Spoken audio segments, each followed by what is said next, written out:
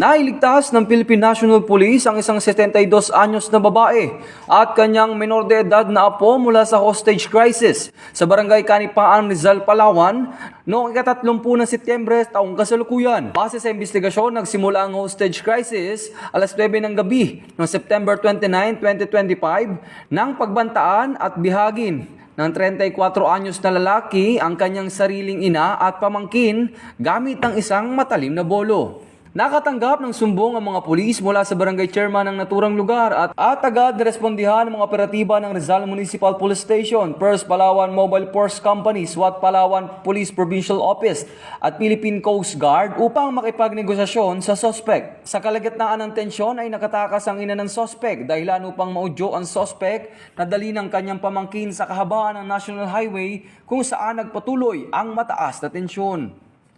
Nang mapansing napagod at inantok ang sospek, ay agad nagsagawa ng mabilis at maingat na operasyon ng otoridad kung saan pinasok ang likurang bahagi ng bahay at inagaw ang hawak na bolo ng sospek. Nailigtas ang bata nang walang nasaktan.